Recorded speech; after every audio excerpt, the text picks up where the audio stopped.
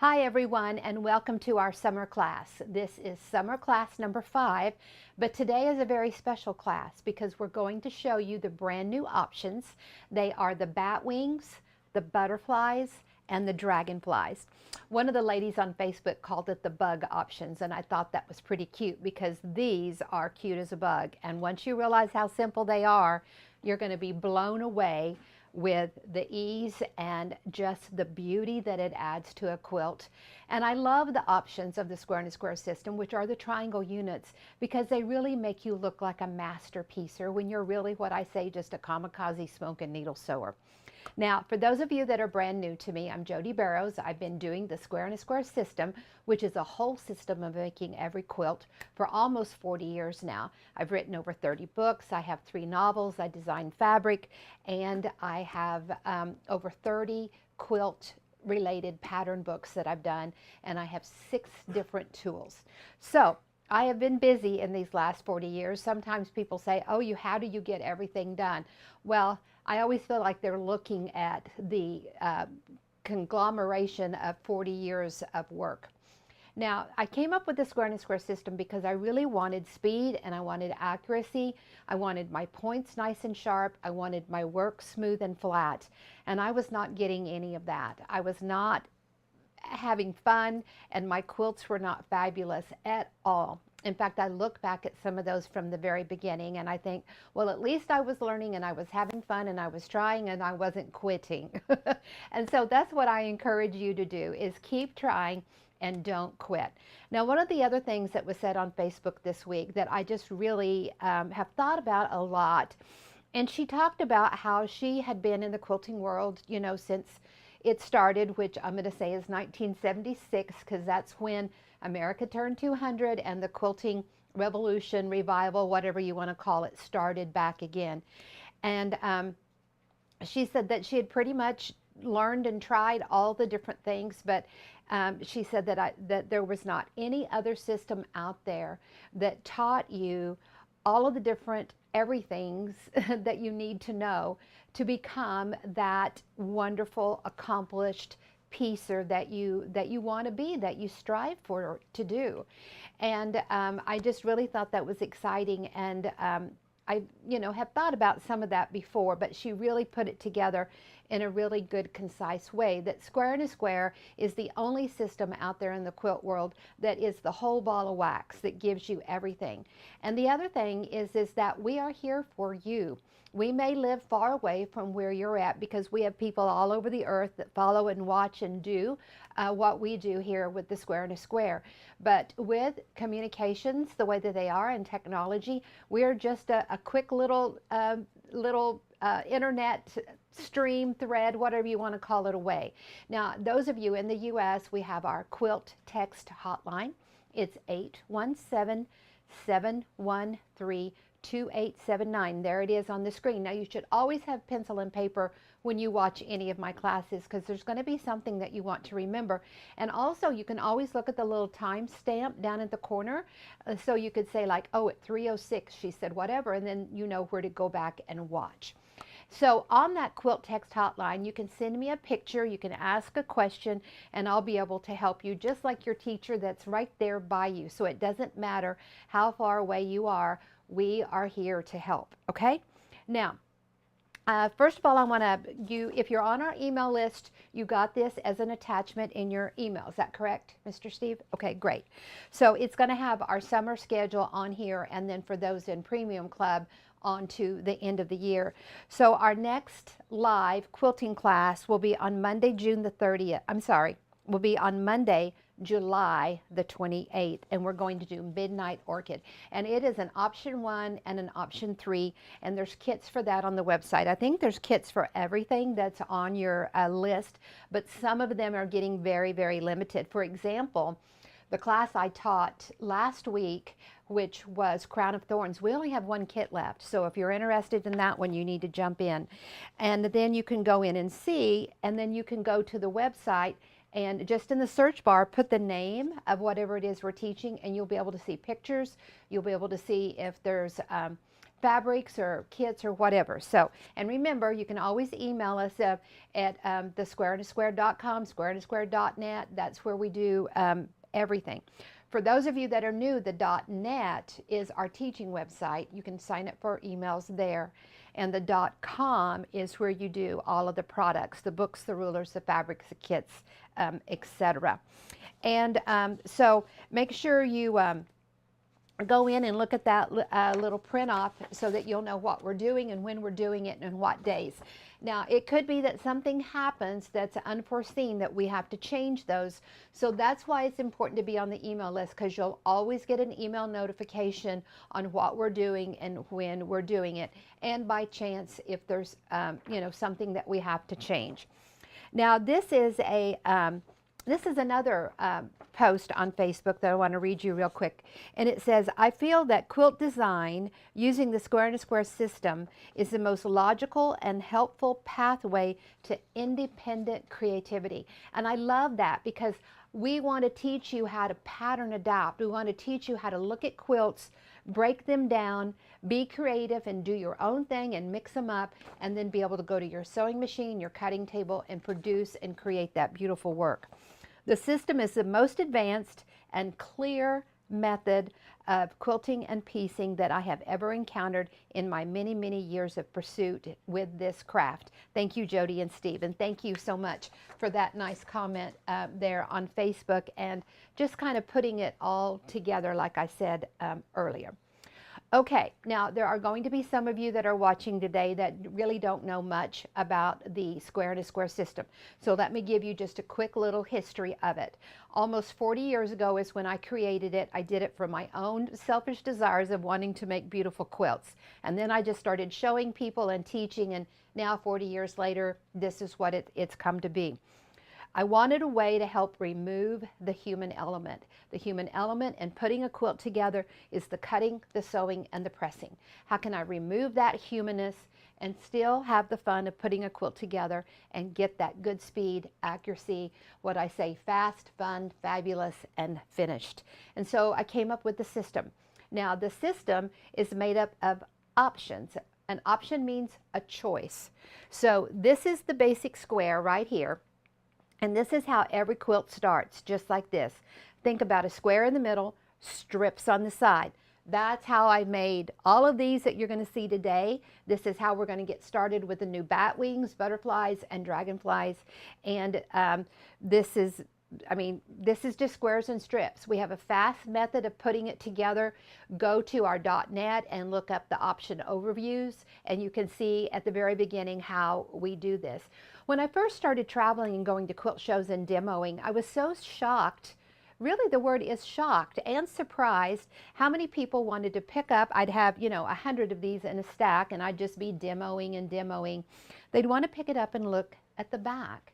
And that always was kind of like, what are they looking for? What are they looking for? It still kind of surprises me. But it's just squares and strips. That's all it is. I call this a strip because we start out with a strip. It could be a rectangle, it could be a bar, but it's this strip of fabric right here that goes on all four sides. Now, another question that I would get a lot is, how long do I make them? Well, they have to cover that center square. So if that square is 3 inches, they got to be at least 3 inches long. But I like to make them just a little bit bigger because I want to slap it down and sew it on. I don't want to have to lay it on there all tedious and perfect. This is about speed. And we only use short strips on side 1 and 2. We use we only use short strips on side 3 and 4. We use long strips on side 1 and side 2. So the strip goes in the machine, the squares go on top, and we just keep going. And you can go into any of the social media platforms and look for it, but the easiest way, once again, is go to the teaching website, squareandasquare.net. That's why we have a teaching website, so that it's easy for you to go in there and find it. And there's a little search bar there. Just put option overview, and you'll see it, and we'll go through it in the beginning. Now, some of you may have been watching some of the little short reels that we have, and we've just taken those videos from that option overview and divided it into just short little clips to show you just a snippet as we go along. And of course, you know, the reels can't be very long. Sometimes people comment that, oh, we want to see more, we want to see, you know, whatever. I'm like, go to .net. That's where we do it all. Can't do it all here in this little short avenue that you have with the different social medias. Okay, so everything starts out like this. Square in the middle, strips on the side. The different ways you trim it up, you're going to get all these different triangle units, and we're going to show you how to do that. And also, when we use the ruler, there's only 2 ways to trim. You're going to trim leaving 1/4 of an inch, and you're going to trim sharp. And that's going to move the points and create a seam allowance in there. So when you get all cut up and put into your quilt, all of them are exactly where they need to be. So many times, especially on all this social media, they only see a little bit and they're like, oh, you've cut your tips off. Well, if that's the only thing we were doing with it, then yeah, maybe we cut our points off on that one. But you're thinking checkers, think chess. We're going to go 2, 3, 4, 5 more layers deep with that little piece of fabric, that little basic square, and you're going to have to know how to move those points and those seam allowances, okay? So started with 7 options. When I first started, 7 options. That means 7 different triangle units. And those are like the siblings or the parents. And then all these other options just build down off of that. You'll see as we get going today. Then I added a few more to be up to 15. I added a few more to be up to, through the diamonds with 20. Then 20, and then I added a few more to go up to 39, and now we are up to almost 50. I'm going to introduce a new option hopefully before the end of the year and in Premium Club, and it will be option 50. So 50 different triangle units, all starting out like this, and just the different ways you trim them up and sew around them, you're going to get all these different units. So this is the main reference book. If you do not have it, this is one that you need to invest in. It's a workbook. Get it, take it to a supply office, supply place, and get a spiral on it, because you're going to open it and open it and open it, and it'll just make it nice to, because it's a workbook. It's one that you're just going to keep using. First 17 options, so those are the ones that deal with the square, the 45, and the 90. And over 30 patterns, over 50 different blocks, over 12 pages of charts. This is your main, it's a reference book. This is your main book. That's always the first question I ask, is on any of the emails or the text messages, is do you have the reference book? Because then I can tell you what page to go to and da-da-da. Then we added more options, the diamond options, and these go from 18 to 39 are right here in your diamond book. I think about 10 or 12 patterns, over 200 blocks. First 50 pages are options and information, and then about 25 pages of pattern of just blocks, and then patterns at the end. So those are the main books. And we have some, Steve's got some great stuff on the website for you where you can get a starter pack. So you can choose one of the rulers. Maybe you want a mini and a diamond because you already have the reference and the original. You know, you can mix those little packages up the way that you want to do it. Now this is the original ruler, the one I've had for 40 years. I always recommend you start with it. It does the squares, it does the diamonds, it does all of the options. It'll cut your diamonds that go in the middle. This was the original, and it does, I always say, it does everything but load the dishwasher and put supper on the table. Then people wanted a smaller one. I'm like, well, this does every size. You don't need a smaller one. They're like, yeah, we know. But we want one for convenience. We want a smaller one that's for a smaller space, or it's more convenient for a smaller project. So I made the mini, and I thought, okay, what can I do to it? Because I want to give you guys as much as I can in a book and in a tool.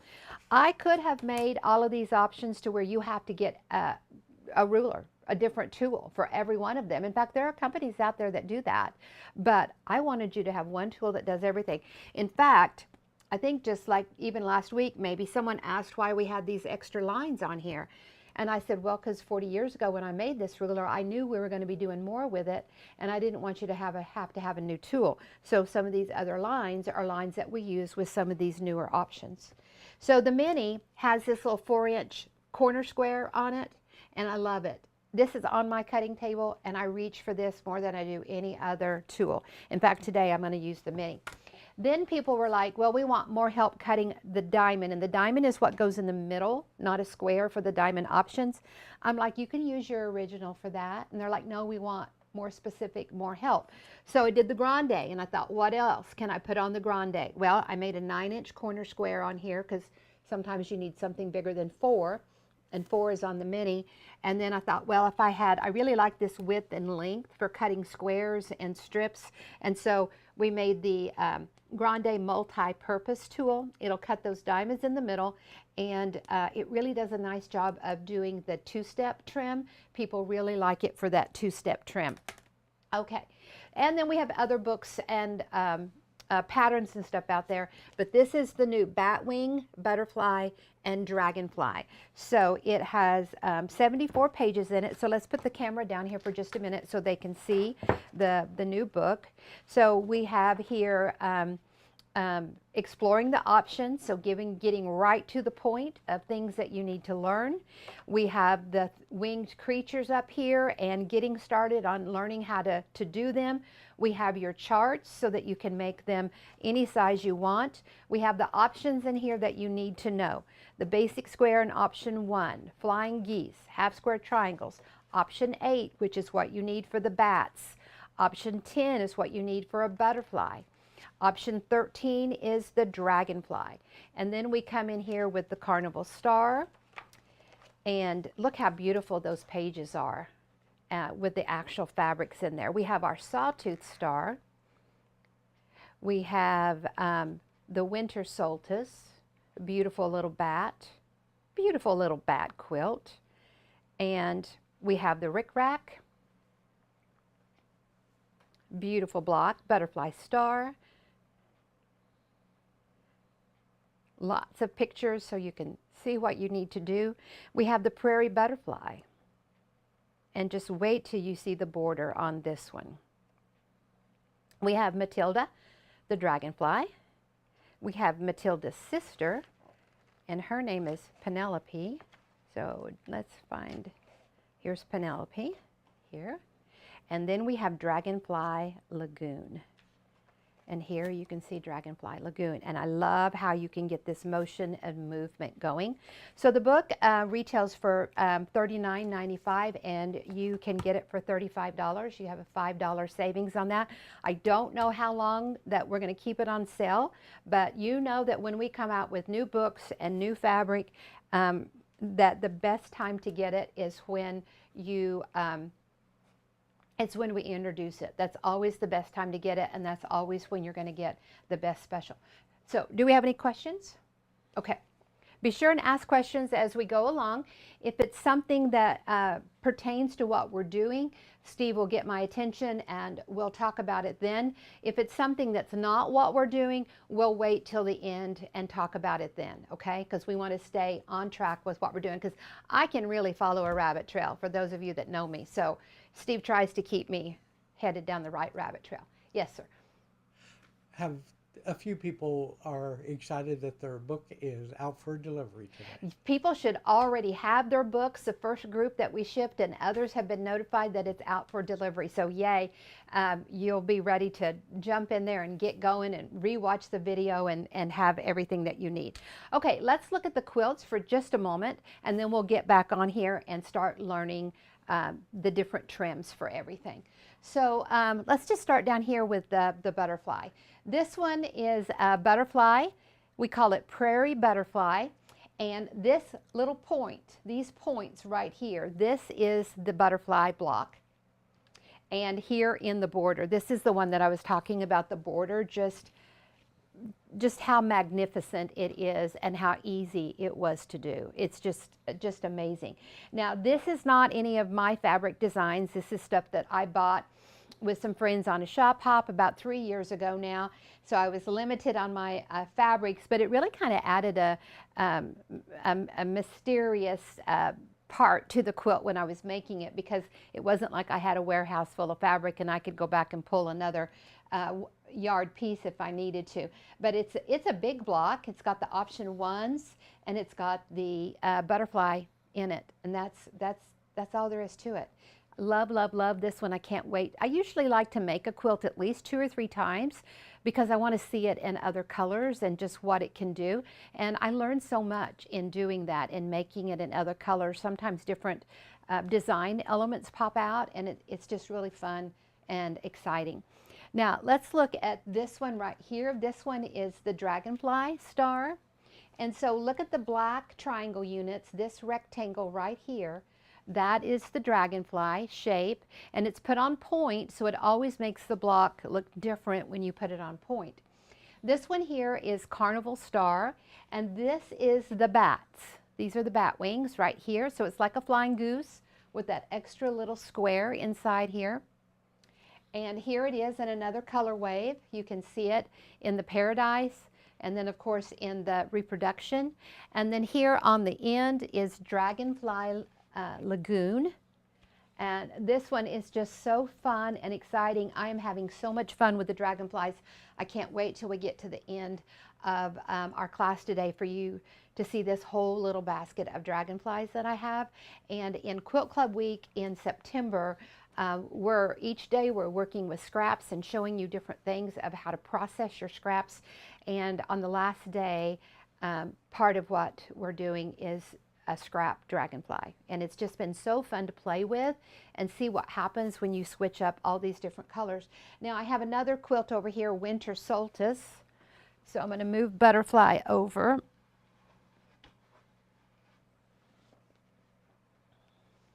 So that you can see Winter Solstice over here.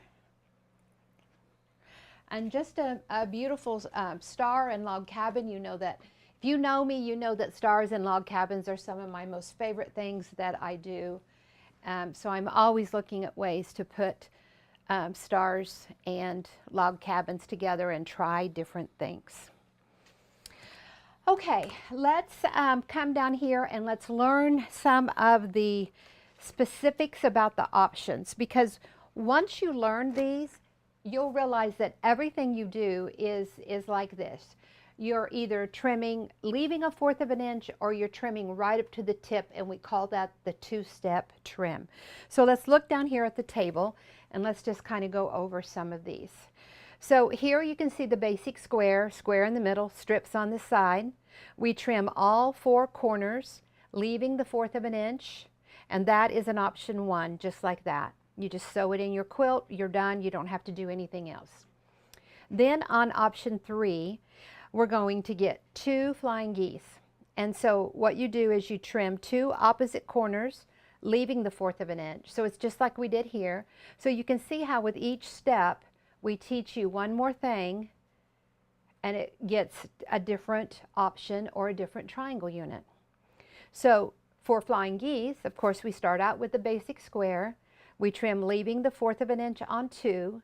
We 2-step the other 2. That means a sharp trim. And then you cut through the sharp trim and see how you get your 2 flying geese. And of course, this is, you know, flying geese is, I mean, look at how simple it is to make a star. So if I have 2 of these, I'm going to get all 4 of these. So I just need whatever I'm going to do in the corner and whatever I'm going to do in the middle.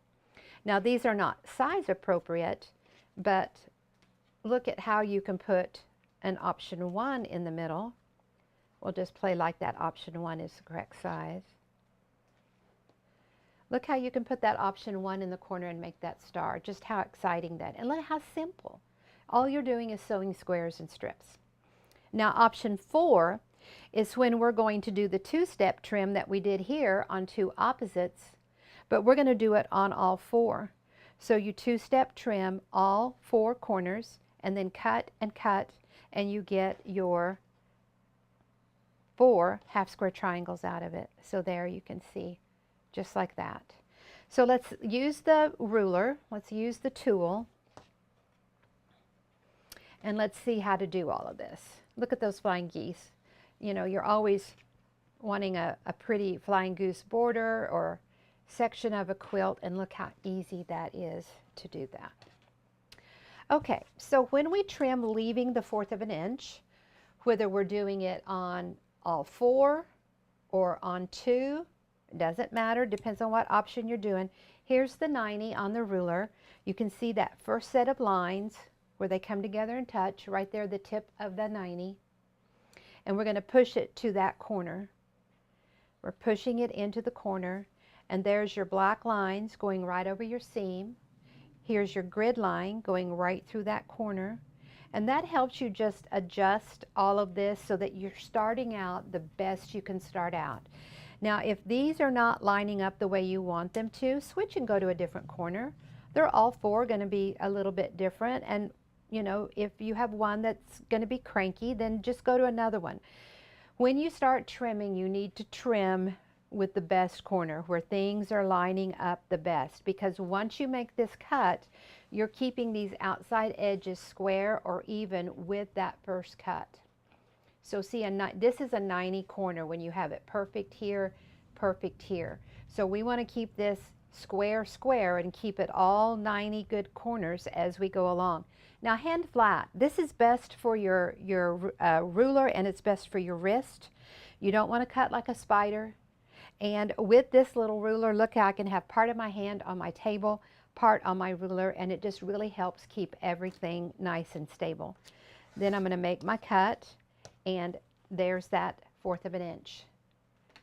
Now I'm going to go to the opposite side. I think if you just get used to going to the opposite side with everything, it just helps keep it neat and square.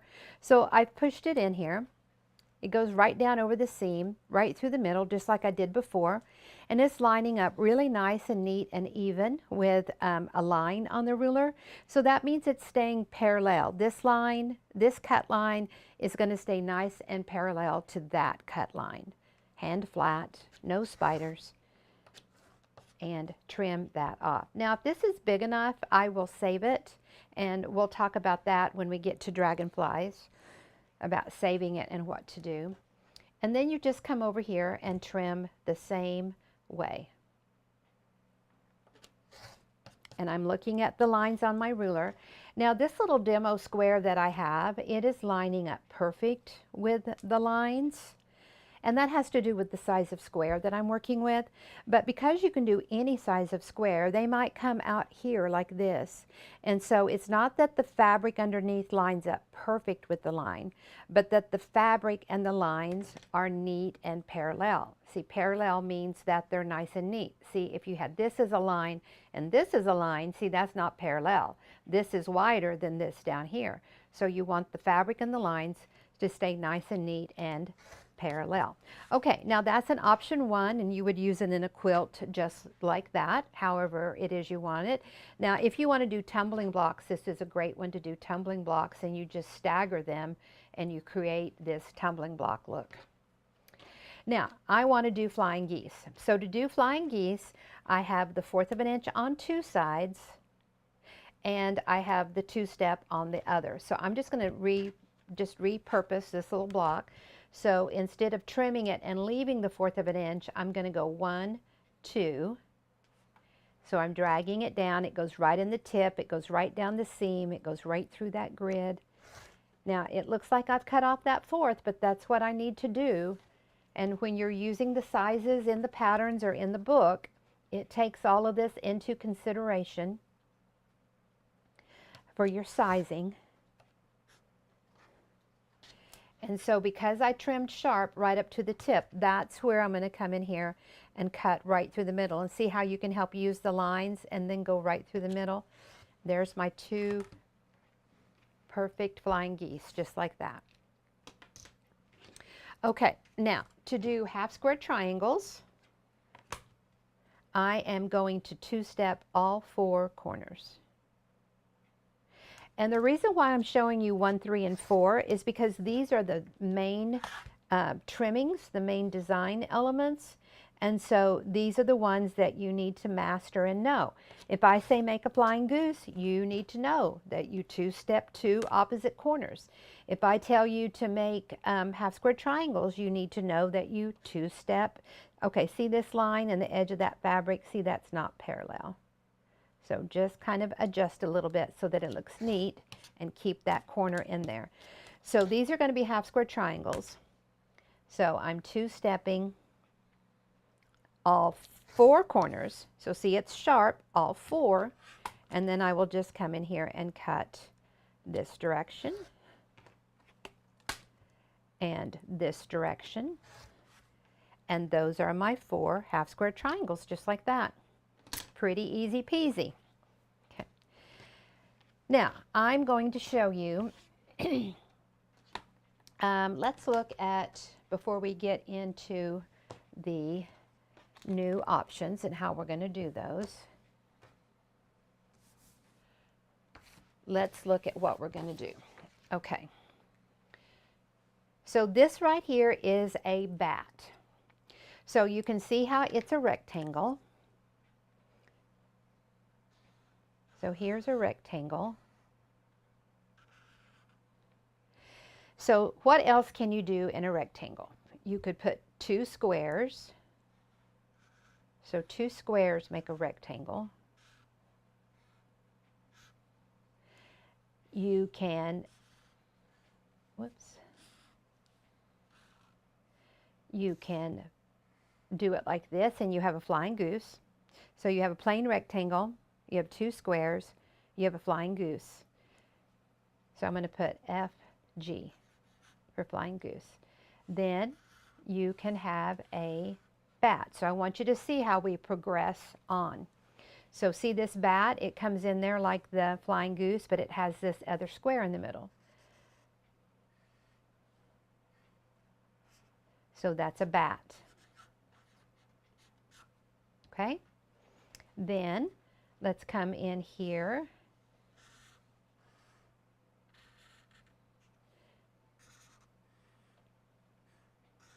So see how this is the same as that, but we're going to put a line right there, so you're going to get 2 triangles in there, and this is a butterfly.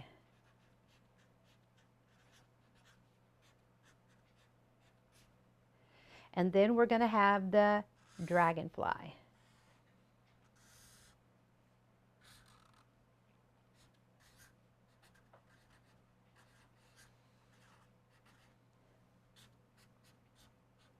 So see how a flying goose is pretty simple.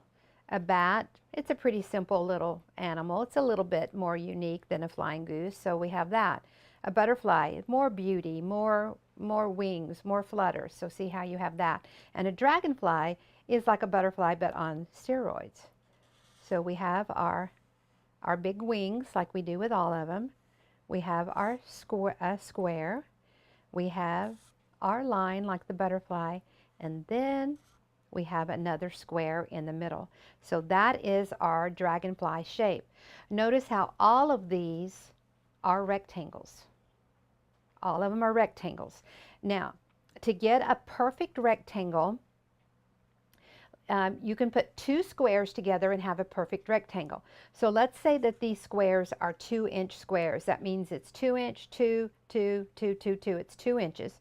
You put 2 of them together, so you have a 2 by 4. So see how if you double this side, if you take this side and double it, it's what that is. So if this was a 1, this would be a 2, because I hope you see what I'm saying. So, and this is sewn measurements, sewn or graph paper. So the very beginning, if you work with any pattern adapting or building your own stuff or draw stuff out on graph paper, you know that that's your sewn measurement or your graph paper measurement, and it's smaller than a cut. A cut is larger. See, this has a cut edge on it. It's not all sewn into a quilt. So this is a cut or a cut measurement, or what they would call unfinished, because you still have to sew those edges on. I like to just use the words sewn and cut. So if a sewn measurement is 2 by 4, then a cut measurement is 2.5 by 4.5. And when I look at this measurement, I know it's a cut measurement because if I double 2.5, this would be 5. So I know this has to be a 2 by 4. I know that has to be a sewn measurement, okay? So to use these bats and butterflies, anytime you have a quilt design that has 2 squares that go together, or they have a rectangle, or they have a flying goose, you can drop any of these new rectangles into that location and just have a wow pizzazz quilt like you've done so much more. Okay. So let's look at these in fabric. So here is our bat, and you can see how it is, let me put it.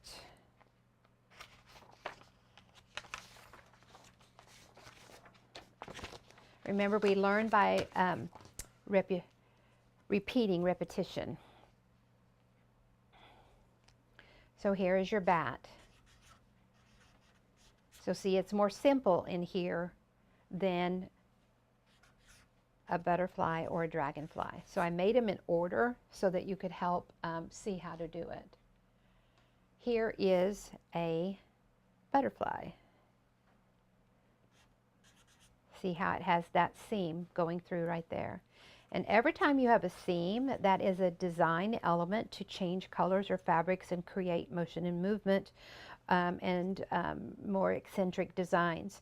So I really enjoy it when we're able to be able to have lines in our options so that we have seams so that we can change those up. And then here is the dragonfly.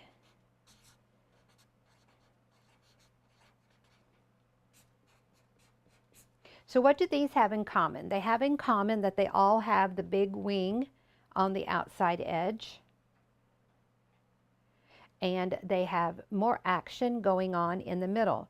So action of a plain square, action of half square triangle, and action of a little square with more triangles, small and big, and then your triangles in there. So those are the three that we're going to learn. So let's look at how we're going to start out with how are we going to get a square inside here without cutting a square and two little triangles and doing stuff that's very tedious. Okay, if you take your option 1, this is an option 1 because we did the 1/4 of an inch trim on all 4 sides. Now if we come in here and do one more thing, we're going to turn it into an option 8. So a bat wing starts out with an option 8. Can we get a screenshot? Can you not put your hands?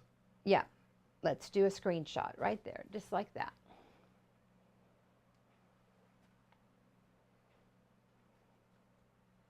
Good job to get screenshots.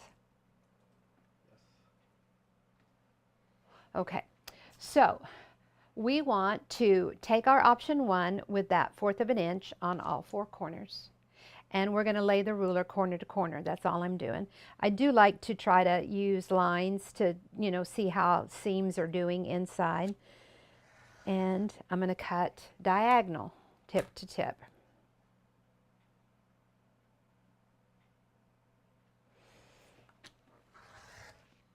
Okay, and what do we get? We get an option 8. So if you want just an option 8, look how you can do a border, turn that mitered corner, head back down the other side. Pretty cool. Option 8's always been a fun one to play with. But now you can take this option 8 and you can sew a strip on each side or the little rectangle piece, and you're going to get this bat. See how you have your square in the middle with your 2 little triangles? We're just going to sew that on the side. Now, just like when we make our basic squares, we have a strip in the machine and we load our squares on top. And that's what you're going to do here. You're just going to sew a strip on each side, just like this, and this is the square or the bat body. And so we just sew a strip to the side that has the square on it or the bat body. Now we know how to trim a flying goose. So these are now like flying geese. So what do we have here on our flying goose? We have a 1/4 of an inch at the nose or the top, and we have sharp corners down here on the bottom of the wingtip. So what are we going to do? We are going to come back and use our 90, and we're going to put it in that sharp point. Now you can also look, like if you're, you know that this, let's say this is going to be a 2 inches by 4 inches, you can also look on here and see what you're going to have. Here's 1, 1.5, 2, 2.5. So we want this 1/4 of an inch right here at the top. So we're going to cut our 1/4 of an inch, just like that. And then we're going to come in here and cut right sharp at the corner. And I'm just going to use this corner square, and I'm going to put it nice and neat across the top. And I'm going to put it down here in that corner. And I can see that this is 2.5. There we go. Now that's a nice big one. You can save that and use it on another one. And then just flip it. Put it nice and sharp in the corner and come down and trim. And then if you need to do any trimming anywhere, you can come in here and if you need to square it up anywhere. And you can also check that point at the bottom with your 90, and if you need to square it up any. And there you go. There is your bat.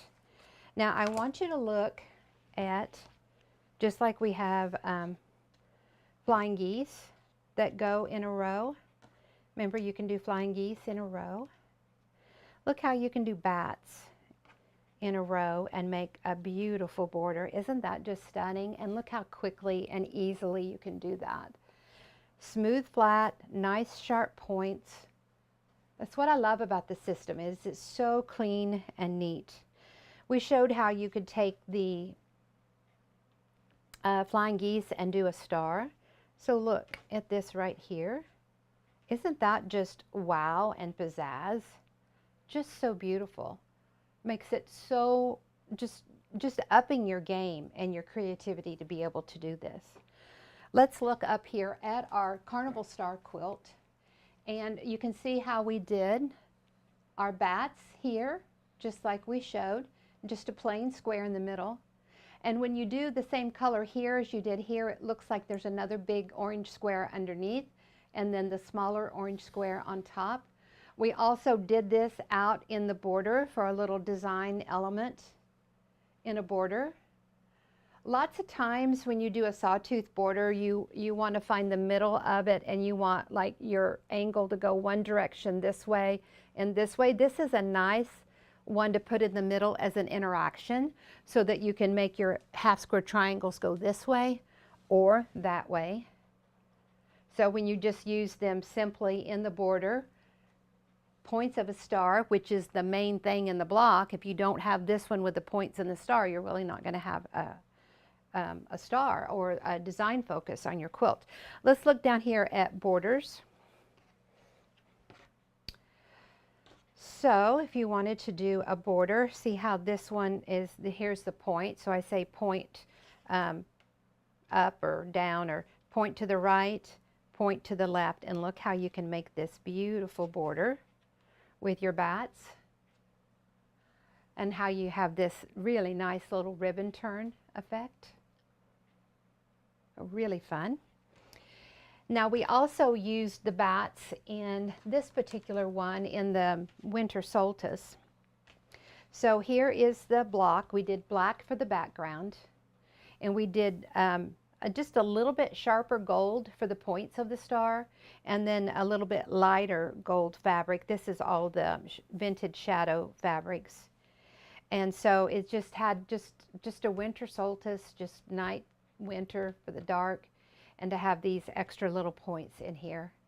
I like just grading or changing the value of the colors just a little bit and sticking with those colors.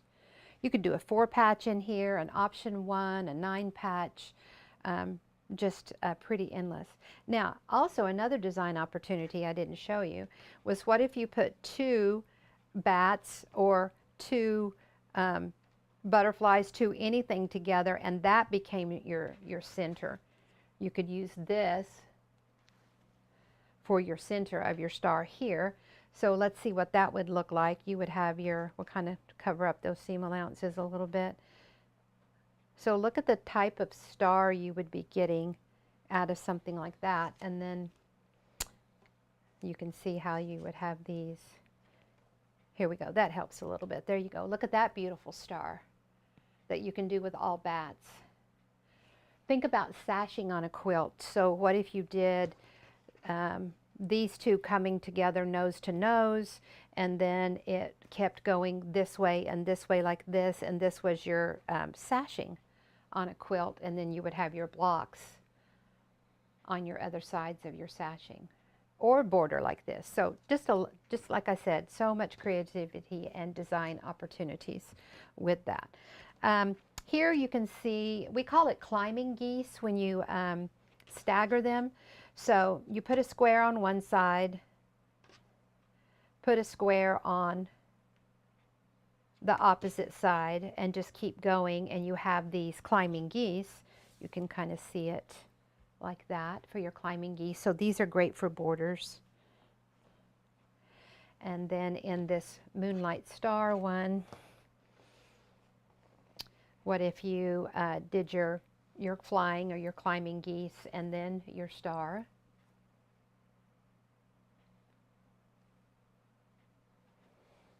Lots of good design possibilities. And let's look at this one. This one is our rickrack. So here in this particular one, you can see the bat right here, and look how we did different colors on the wing, on the wings of the bat. And then we put two together, so it makes this really cool little up and down crown shape along the outside edge. Really adds a lot of beauty and pizzazz to the block. But remember at the beginning, I said look for rectangles in a quilt. So do we have rectangles in here? What would rickrack look like if we turned all of these rectangles into a bat? And remember, anytime you have two squares together, you could turn that into a bat. So you could do a bat there or there. Not that I love it in those corners, I'm just showing you two squares can become a bat. But look in here. Look, if you wanted to do a bat, look how these, of course, aren't the right color and size, but we'll just go ahead and space them out a little bit. What if we did bats here and then continued to do bats there? Look how they would be coming out. The bats would be coming out, or maybe you want to turn them and do them like that where the rectangles are. Let's see if these dragonflies are a little bit smaller to fit in here. What if we added dragonflies in there? Dragonflies are rectangles too. We haven't gotten to them yet, but if you want more going on in these rectangles, see how you can just keep spicing the block up by changing to one of the new options. So this is rickrack, and it is in the book. And this one is just a nice simple little star from Dragonfly Lagoon. So what do we have here that we could change? This is a flying goose, so of course we could come in here and do any of our rectangle units. We can do the butterfly. We could do a dragonfly. We could do a bat. And all we've done in here is just put the half square triangles in a pinwheel format in there.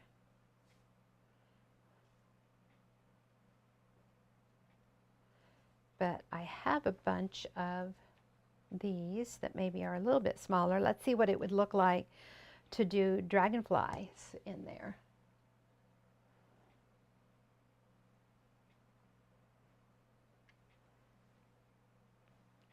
Isn't that pretty? That is just really, really pretty with the way these focus and come on out.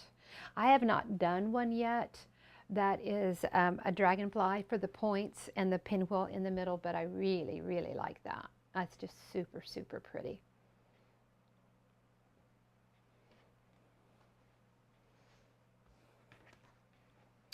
All right. Did you trim with your original ruler, or which ruler did you trim with? I was using the mini. So it's the same for the original? Yes, because a 90 is a 90. So let's just look at that on the rulers real quick while I'm at this step. So here is the mini ruler, and here's your 90. So you're just going to push that right into that corner or two-step it over. When you do the, this is the grande.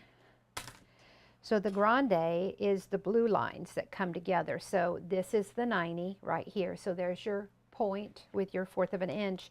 And then if you're two-stepping, see, you just have one line and it's the one that comes off the edge. And so you'll just two-step with that one. And then on the original, your 90 is right here. So a 90 is a 90. Here's your 1/4 of an inch, and then you've got your extra ripple lines coming off. Okay, another question? Okay. Okay, so let's look at winter solstice. It uses the bat, and we will. Here's your winter solstice. So we've just used the bats for the corners of our star, plain square in the middle, and then set it together in log cabin fashion. Winter solstice, beautiful quilt. It's a kit on the website, like almost all of these. And then of course this was our carnival star. And we have kits for this dark one here. Not very many left, less than a dozen. I have a question. And this one we can't, obviously we can't make any more of. Okay, question? Go ahead and come up. Here it is. Okay. On the Batwing. On the bats. On the bat, you trimmed off the sides. How would you do that on the original ruler was my question. Oh, don't worry. No apologies needed. Just keep asking until you get what you want. Sometimes we don't always understand. So it's the same. Let's look at all three rulers. I want you guys to learn and know. So ask away.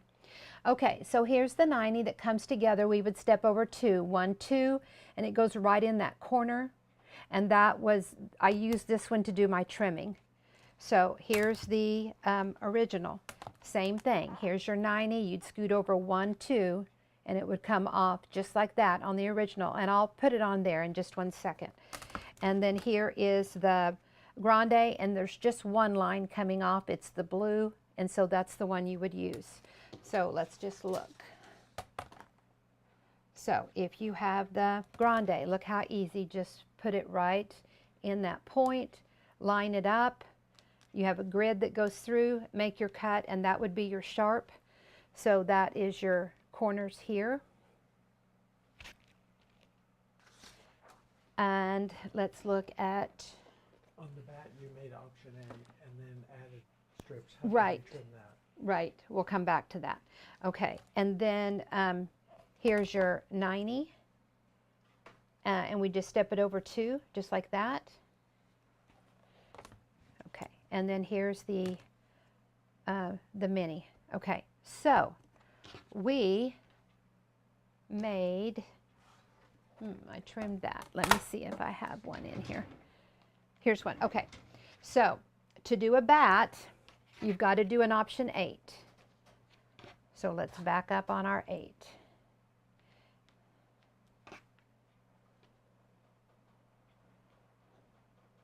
Okay. And in your book, that's why we have these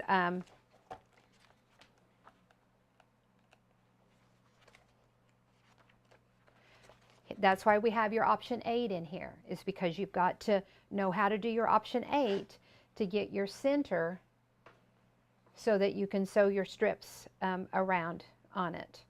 And then when you go forward in your book, I guess reverse in your book. On this one here on page 4 is where it goes into detail here with your bat.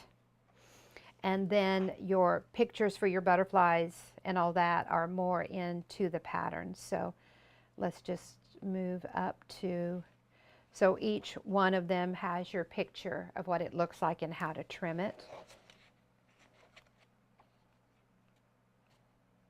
And so there's your bat again.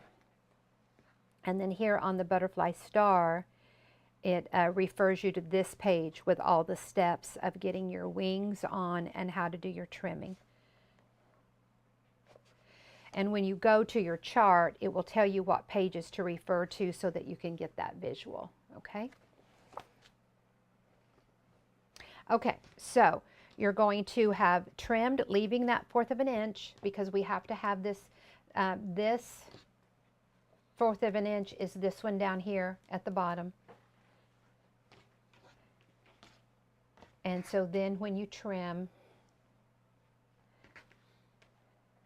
and we're going to, the trim on the wings is the same no matter which one you're doing, whether you're doing bats or butterflies or dragonflies, the trimming of the wing is exactly the same.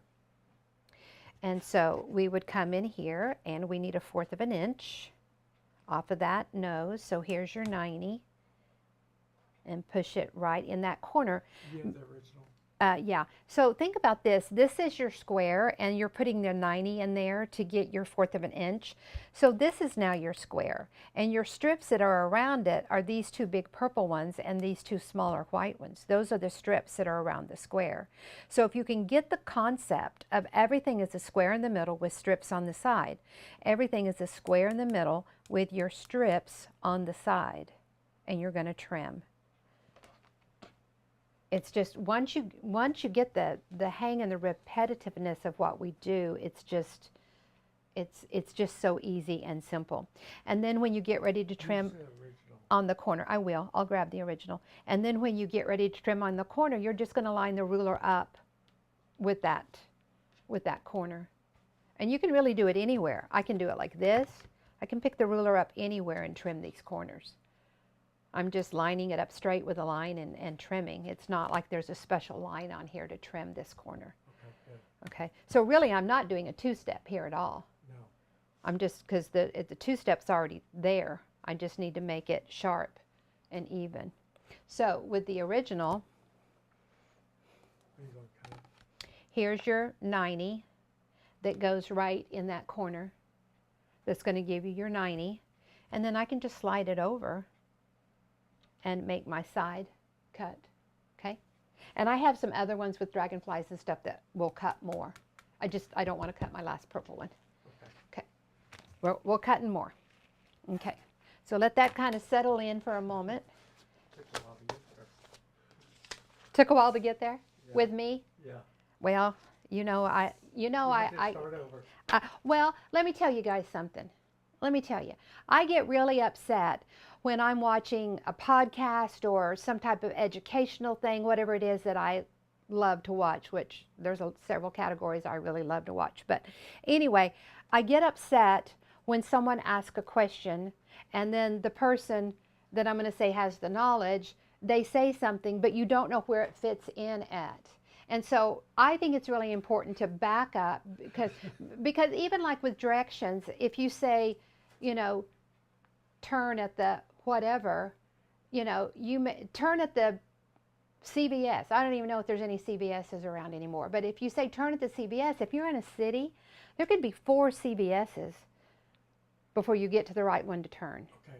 So that's what I back up. I back up so that everybody knows. We're there yet, it sounds like. Here it is. Okay.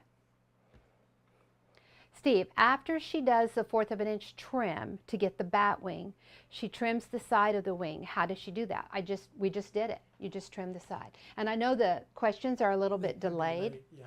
Yeah. So let's do that again. We don't want to move on till we know everybody's pedaling at the same speed. Okay. So put your wings on. We're going to trim leaving the 4th. So your 90 goes in there like that. So you've left your 4th. And then I'm not using any special part of the ruler to trim these sides because you already have the perfect angle, measurement, everything on there. So I could pick up any of the rulers and use any of the edges. All I'm doing is putting a line somewhere on here, the bottom, to keep it straight, and I'm putting it right in that corner and I'm trimming it up. So I'm just putting I'm just putting a line and just doing it right along there. Okay, let me know if that answers your question. Okay.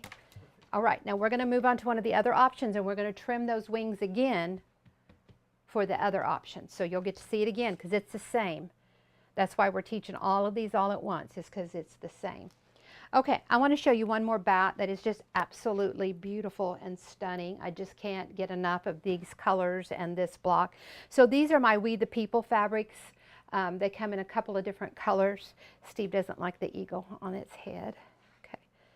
All right, so these are my We the People. You've got 4 or 5 different colors. This is my Eagle Vine red, which is just stunning, such a deep, nice red. Comes in blue, and the ecru is almost gone, so get that ordered if you want it. And then my red and dirt check. So here you can see the bat. And we just did that star. I mean, it's just so simple, but look how stunning and beautiful. Just exquisite on there. And and then we just put a flying goose on the other end of it. So just a flying goose goes on the other side of it, and look at those design elements. What's that called? This one, this star is, I taught this star in, he's telling me he's sorry because he knows we're going down another rabbit trail. I taught this star in our last semester class, but, and it was it's Forever Star, so we've actually taught it twice in Premium Club. Okay. But this one is not in the book. Okay, yeah. This one is not in the book, and that's a rabbit trail that Okay. we don't need to go down, but it's not in the book. But you can do it. We give you all the information and everything you need to do it. Okay, so now we're going to do a butterfly. So here you can see the butterfly. This is Butterfly Star. It's one that's in the book. So you see the rectangle, and it's got the extra seam in here, and that's an option 10. So let's see if we can get our steps together.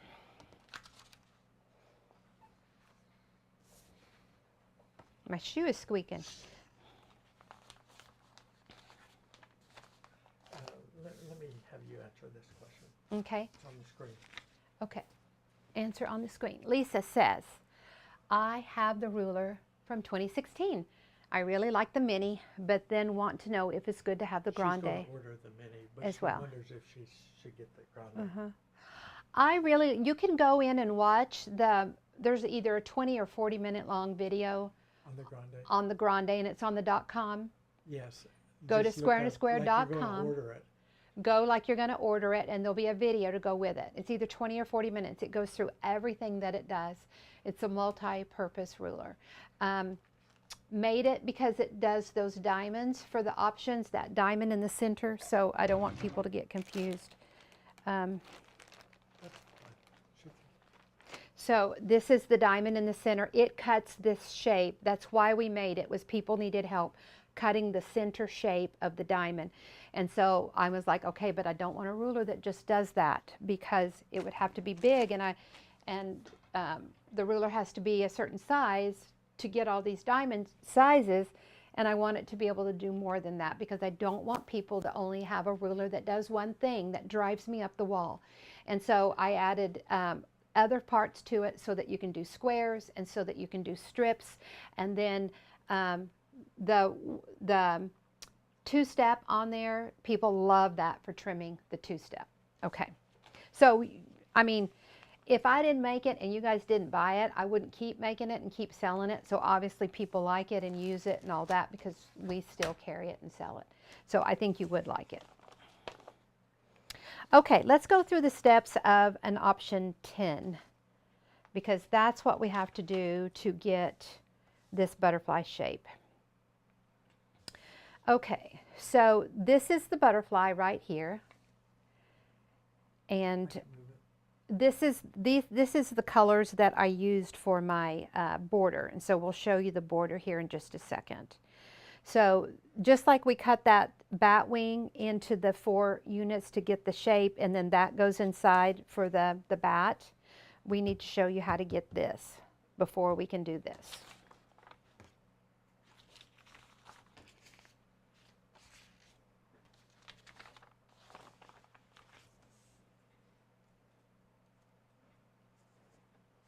So we're going to start out with our basic square. Square in the middle, strips on the side.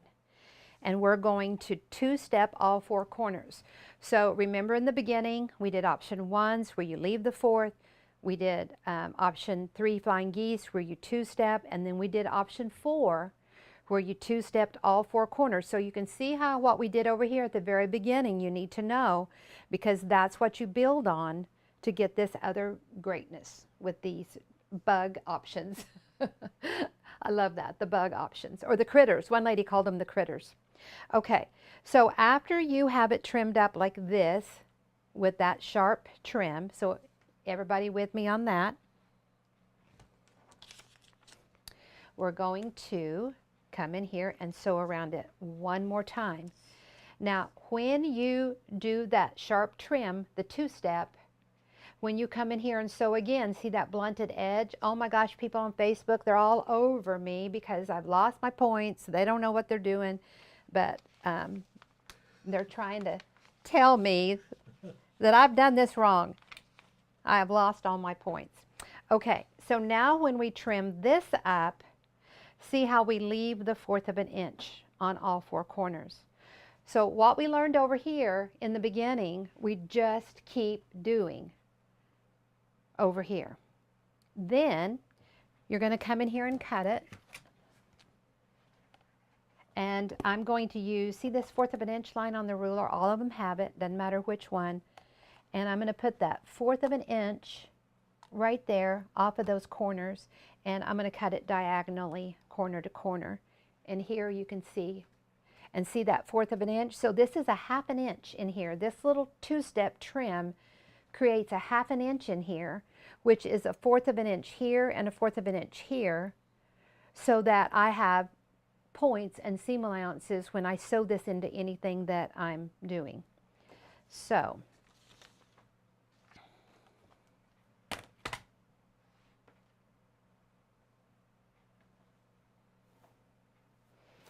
did one little butterfly fly away? Okay, so there it is. So let me know if you get it. Start out with your basic square. 2-step all 4 corners, like an option 4, because see, we're cutting it into 4 shapes, and see how we have 1/2 square triangles in the middle? This little 2-step creates a 1/2 an inch here. We're going to sew around it again, and it makes these blunt corners. Then we're going to trim, leaving the 1/4 of an inch. So the 90, no matter which ruler, you just come in here and put in there just like that. Trim it up. That's your 1/4 of an inch here on these outside corners. So see, when you're looking at this and people say, oh, you've lost your points, this is checkers. But when you go deeper, you realize that's exactly where it needs to be. Trim, leaving a 1/4, cut diagonally, okay? Now, to get our little wings on, I'm going to pick up my, this is basically an option 10 at this point, but see how I just lay it on, leave about a finger space in between, put the next one down, finger space, next one, finger space, next one, and so on. Cut those apart and press flat, because it's part of the option, and the options always press out and away from the center. And then I'll come in here with just a short piece. Let me see if I have just a little short piece somewhere.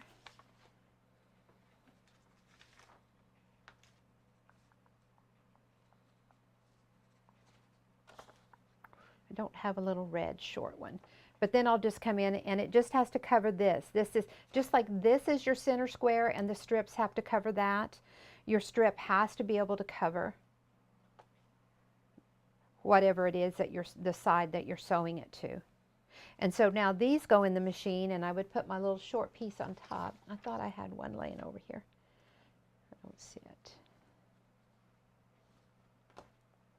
I would just put my short strip on. Let's see if I have one in here. Let's play like this is my strip. So see how you would just come in here and put those on. And if you needed to switch up colors for whatever reason, you could do like 2 on like this, and then see how they're going on the right side, and then you can put them like this, and it sews on the opposite side if you need to switch colors and directions. And then cut them apart and press, and then you would just take a short strip and sew it on the side like that. I wouldn't do a long strip because all of this from here to here is waste. You don't need it. It just needs to go from here to here. So if you take a short strip and just sew it on like that. So in some of the patterns I'll tell you like 4 inches or whatever, cut that short. Cut it about 4 inches and then just slap it on and sew it. And then the next one you would have another separate piece and put it on and just keep going. Just like when you learn how to sew these on, then it's basically the same thing for sewing these. Okay, so we're going to trim one here in just a moment. If you have any questions.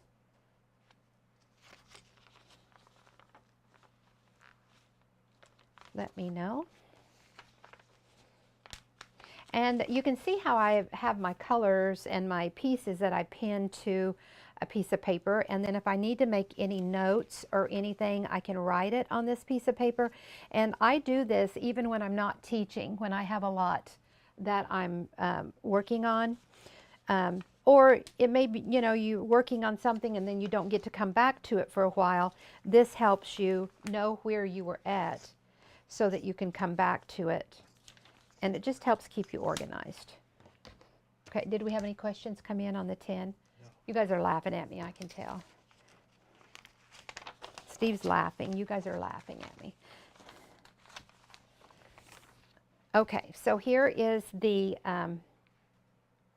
butterfly.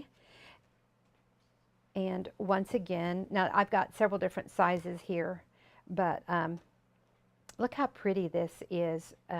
These were, of course, the same color. These were opposite colors. And once again, I'm just trimming, leaving the 1/4 of an inch at the top like I did with the bats. And then I'm coming here and trimming up nice and sharp on the corners and getting the butterfly. So let's grab one that needs to be trimmed.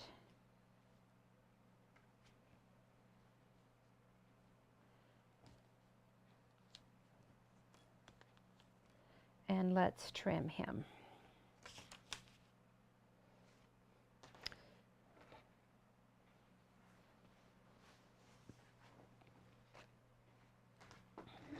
Okay, because once you learn how to trim these, no matter which one you're doing, it's all the same. So sewing the wings on and trimming is all the same. So what do we need to do here? We need a 1/4 of an inch. Where do we need that 1/4 of an inch? Top and bottom. We've already got it at the bottom. Yep. And so we need to do it at the top. So there's your 90. I listened. Just push the 90. Steve listened. He's a good student. We're playing teacher and student here. Okay, so there's the 90 right in the corner. Here's the black lines over the seam. You can check and see if you know that it's supposed to be a certain size. This, like it would be a 1/2 or 3/4 mark, I guess, in through there. So we're going to trim our top. I only have one of these. So watch. There's my 1/4 of an inch. And then on the side, I'm just coming in here and putting the ruler right in that corner, lining it up with a line. Now, when I did that first one with the this one, I use this 4-inch corner, and I do use it a lot because it has the angle line on there, and it has up to 4 inches this way and up to 4 inches this way, so I can tell exactly if it's the size that I need it to be. But I don't have to have that to do the trim. That's just, I can just measure it and trim it, bam, all in one step if I use that 4-inch corner. Or in the grande, since this one's going a little big, I can come over here to the grande and work with the 9-inch corner and see how it has the blue line going through here. So I can tell immediately that this is 5, and then this one is the 2 3/4. So I can make my trim and check my size all at once, all 4 sides. And I like that when I can check multiple things all in one time. So that's probably what she was thinking about, because I did show that 4-inch corner on the bat. Okay. And so here's the 9-inch on the grande. Okay, question. Nancy says, I may have missed it, but what measurements are your strips that you sew around it? I haven't given any measurements on anything, because when I'm teaching, my mind may say 2.5, but my mouth will say something else. So I don't give measurements when I'm teaching, because measurements right now really don't have anything to do with what we're doing. We're just learning how to trim them and how to make them. When you are making your patterns or you're doing your own freestyle creativity, you either go to the charts. You'll go to the charts and look for the size you want, or you'll just go straight to the pattern, and the pattern will tell you the sizing on everything. So let me know if that answers your question. If you're, don't remember the name. If you're a part of Premium Club and you've been with us for a while, you would figure that strip length like we always do, and the strip width the way that we always do. And in your Batwing book, that would be there with your basic square and your option 1, and that is what we call the magic math, okay? All right, so let's look. I'm gonna, you saw that pretty paradise butterfly star. Now let's look at prairie butterfly. I just think this quilt is just so pretty. So let's get a really good shot of it. Let's talk about, I mean, when you look at this quilt, you don't, the first thing you think is not, that's an easy quilt. But let me tell you, this was an easy quilt to do. So let's break it down. So we have a plain square here and a rectangle here. So what's that rectangle tell you? You can do anything in that rectangle. You can keep it a rectangle, you can do a bat, you can do a butterfly, or you can do a dragonfly. It would change it up, but you could. Let's see what would happen if we did. Let's pin it there for just a moment, see what it looks like. If you, those are all red, so let's pick one that's all red.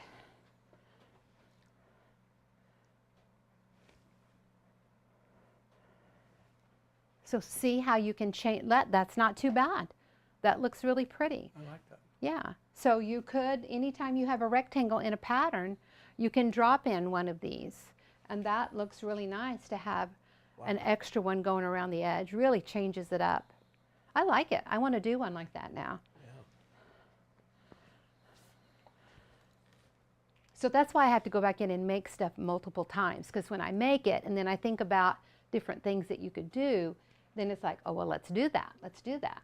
Okay, so plain rectangle, plain square, option 1s, and then just our beautiful butterfly.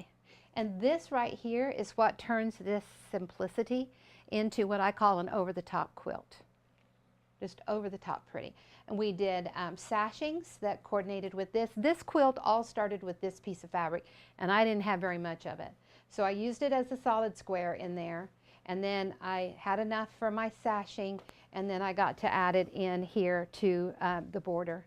And so by making myself work with a limited amount of fabric, it really helped me design the quilt and decide what to do with it. And I just think it really turned out pretty.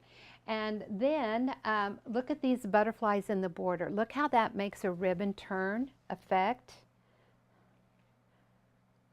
And what we did different, so in here we did the black and the red, But in here, I wanted this black to float, and I really wanted you to see it this side and this side, this side and that side. And I wanted this to look like a ribbon that turns more so than when you do it all in the solid color. And so all of these were pretty much made the same, I think, with just that floating. So that was the one that I had on the table where I was showing you how to do the option 10. It was this color sequence. Now lots of times when you're doing a border that has some type of half square triangle in it, you can be like, okay, what is going to happen in the corner? So you really need to, and what happens in the middle of the quilt? Do you need it to go several different directions? So here in this corner, you can see how both of these come in the same way. They both come into that corner the same way. So it has, I just put a square here in the corner to fill in that spot, and then had the border go right to the edge of the quilt. You always have a corner in a border that you have to decide how you're going to deal with it.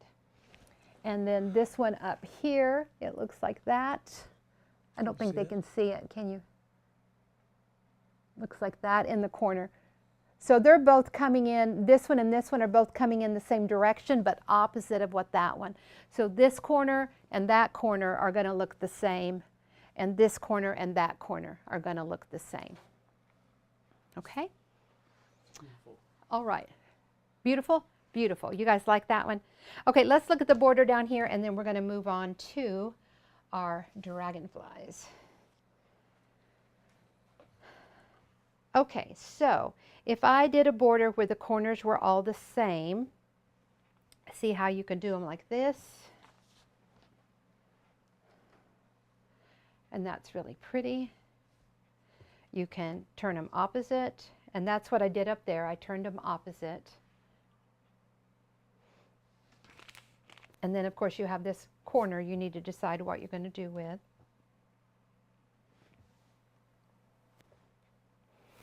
So there you go. I didn't know you moved. And then like that, I talked about doing 3 of these little butterfly crowns on the edge of that quilt instead of just the 2. That was really pretty. Now on this one, look how we have red on one side and color on the other, and see how we made that black do the floating. And so see how we did, I would call this one down, up, and there is the border like we have it on the quilt. Now I don't remember in the quilt in particular if we had to make some with one color on the left and some with one color on the right. I don't remember, but make sure you read your patterns and think about that. You may need to make some with one color always on the right and some with that color always on the left. So pay attention to that when you're designing and thinking. Okay, we're going to move on to dragonflies unless someone's got a question. Oh, I got one. Okay, so many times, especially when people are new to the square and square system, they see these little pieces that we trim off and they're like, that is wasting fabric. Anytime that I can go back in and take those little pieces to recreate another basic square, I do that. And lots of times when I write a pattern, I will have you do the big units first so that those pieces that you trim off you can use on a smaller unit. So for example, this basic square right here has just the regular strips on the side that we use, but these have the little trim offs, these little funky triangle shapes, and you put your ruler in there the same way and trim it up. And so when you do, see, you don't have very much that you trim off. So I saved with that because when I was making the butterfly star, I was doing a lot of filming and putting reels and little videos on the different social media platforms. And people were like, oh, look at you cutting off those, you know, on and on, and giving me grief. And so when I was doing it, I was like, I'm going to save everything that I trim off. So this is the waist. This is the waist that I had with my butterfly star. So these were just little pieces I trimmed off when I was using that little square, that little triangle shape on my square. So I had that, And like I said, I wasn't going back to my warehouse of fabric for this. This was out of my stash, so I had to get it to work. And then, you know, just little pieces like this is all that I had left off of that quilt. So I think in the modern age of doing quilting, people forget quilts are made from scraps. So when they say, what do you do with that? That's wasted fabric. It's only wasted fabric if you don't put it in another quilt. So Hamster. what? Or with your hamster. Or put it in your hamster cage or a dog bed or whatever. Okay. Or a pillow. Or pillow. Okay. All right. So let's look at our dragonflies. Oh, let's look at this one. So this one here is a beautiful block. I love this one. If you've been watching some of our social media right now, we're doing reels with this one, and we're breaking it down and showing you, you know, the different concepts of how to make it. But I wanted you to see this one because it has 3 rectangle pieces. So you probably saw me do this on a reel, same block, same pieces of paper. So you have a flying goose here, which is a rectangle, here and here. And so what would happen if you put, let's just use a simple bat. You know, if you put a bat there and had a square, and put a bat there and had a square. And then you have a third one here. So you could do that in there. Or if you want the points going out so that it looks like a star, you could do that. And just like these are matched up to make that bold chevron, you can match these all up to make a bold chevron also. So just endless on what you can do. There's really no mistake. It's just a new design. Mistake is just a new design opportunity. And this one is called Gold Rush, and this is our Paradise fabric. Love, love, love it. And this is the dirt floral vine on the background. And we're really getting low on our backgrounds. Here's a good scrap comment. Okay, so here we have a comment. Now this next one we're going to do is a lot of scraps. So let's see. Those scraps aren't even a waste. Place them in a mason jar for decorations, exactly, and put a little lampshade on top of it, whatever. Okay, so let's look at what I have here. We're going to do some dragonflies. And this is a scrap project that I'm working on, and I don't really know what I'm going to be making yet with them. Some of this we're doing for Quilt Club Week. So there's a really big dragonfly. Looky, looky, looky there at that big dragonfly. Let me see what pieces I have here. So we'll talk about how to get this dragonfly body here in just a moment. But here you can see how you sew the dragonflies or the bats or whatever on your strip, cut them apart, press them. They look like this. But let's see what else I got in here. I think I have all the different steps.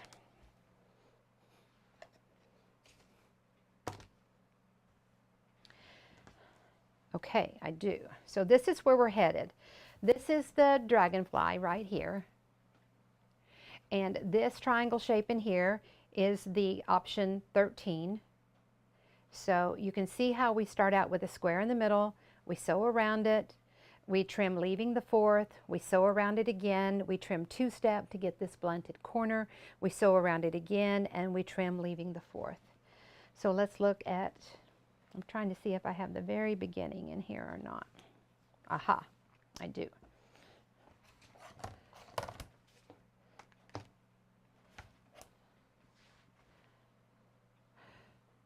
Okay, so what we want is we want to trim leaving the 1/4 of an inch. So you're going to start out with your basic square. Let me scoot it over here so you can see. There we go.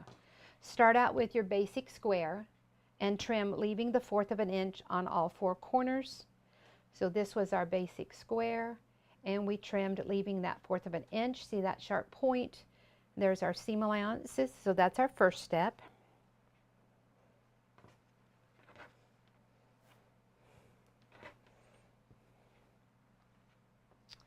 And then our second step is, let's see what we got here.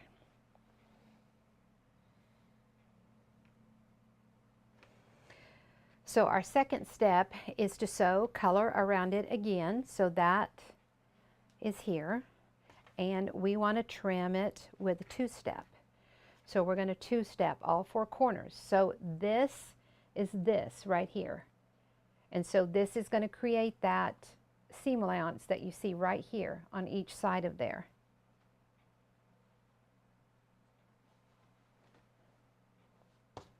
Okay. So there's that stack going, there's that stack going. Now, we want to sew around it again. And this one I'm going to trim, Steve. So let's get the camera over here where they can see. Good.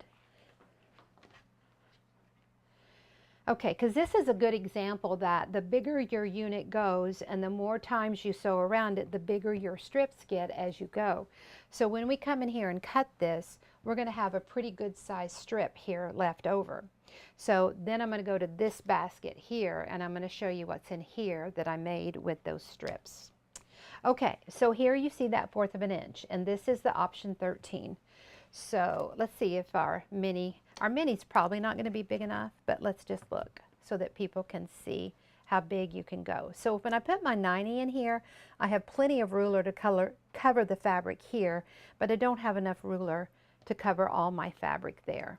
So that's probably not the best one to use. So here's my grande, and I'm putting my blue lines in here just like this, and I'm going to trim hand flat. So you can see these big pieces that come off right here. So you want to save those. Those are nice. And just keep trimming. Usually I have a smaller mat so that I can just turn my mat. But here in the work studio, I don't always have everything. Now that strip for some reason wasn't big enough, but it's going to be okay. I'll show you how it's going to be okay when we get to it here in just a minute. And I'll show you how to test it. So I was probably just using scraps and it wasn't quite wide enough.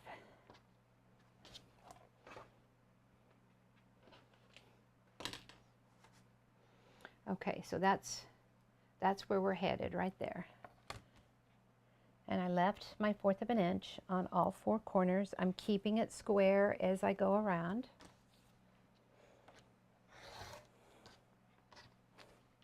Now I'm going to cut it right through here, so that's an X. So I have a 1/4 of an inch line right here on my ruler, and I'm going to line it up with those points, and then I'm going to look and see if I have enough room over here. You got to have it on both sides, so adjust however you need. And I like to look at my lines and just see how straight I'm staying with my seams. Okay, and then we're going to come in here and cut. Don't let it wiggle or move.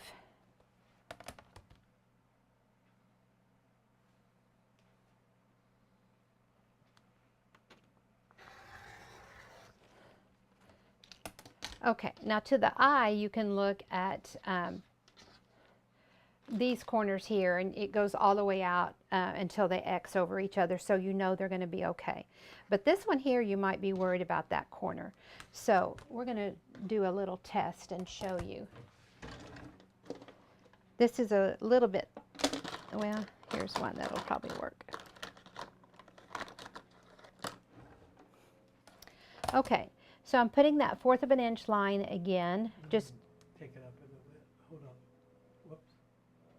Went the wrong one. okay, so I have a 1/4 of an inch line along the edge, so that would be like my seam, and I'm just going to make a little mark, and then I'm going to turn on this side and do the same thing.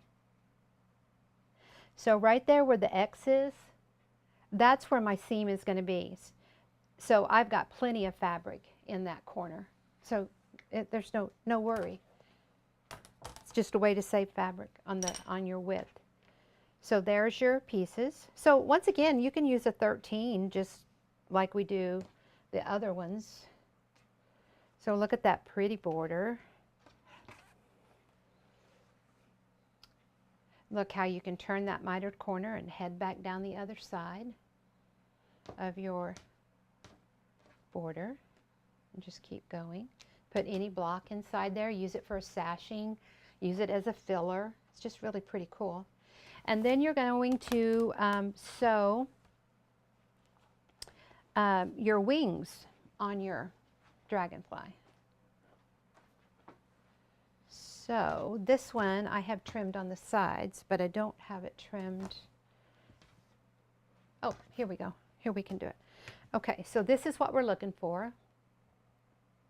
And here you can see it with the 1/4 of an inch at the top. And then here you can see it all trimmed up on the side. So I need to trim that one. And of course that's my 1/4 of an inch. So I'm going to have the grande on here, and I'm just going to trim, leaving that 1/4 of an inch. See, those are nice and big. You want to save those. Those are keepers. And the tips are already trimmed up. So there's that one. Look how pretty that is. And just like we've done with all of the others, see how you can turn?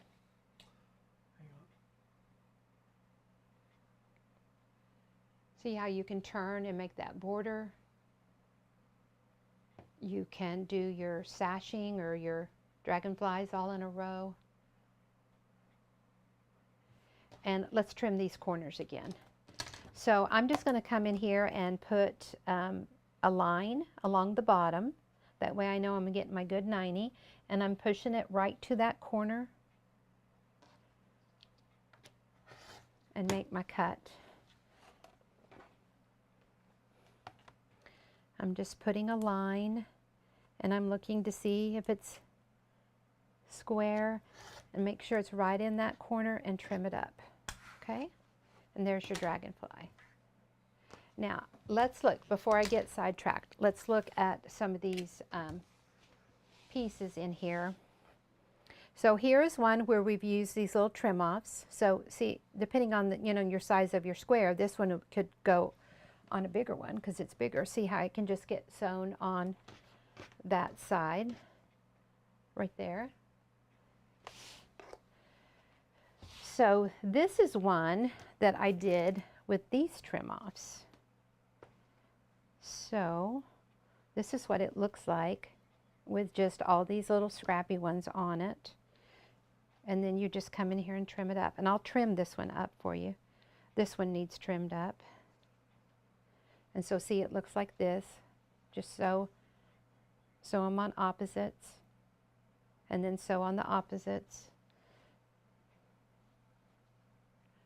So that's what this basket is here. And see, you press it, it looks like that. See, I've got them in a couple of different stages here. This one needs to be trimmed up. See, here's a whole stack of them like that I've used those trim off. So let's trim one so you can see what it looks like.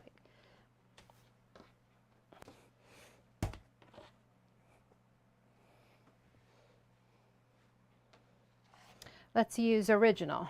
You can use any of them. Just going to use that 90. Push it right into the corner of that center square. Trim it. Now see, that's all, when you use these little trim offs, that's all you have. So that's what's in here. Is just these, because these are the ones I went back and recycled. So now this, with the 1/4 of an inch left on all 4 corners, I could leave it just like this and have an option 1. I could cut them like an X for my bats or my option 8s. So I could come in here and cut like an X, bam, bam, and get my option 8s. I could 2-step and get flying geese. I could 2-step all 4, get half square triangles. I could come in here and do my butterflies. I can come in here and do my dragonflies. So this is how you start everything. Oh, look at that. Okay, do we have a question? I'm going to show you some dragonflies and then we're going to be done here. So if you have any last minute questions, let's get them in.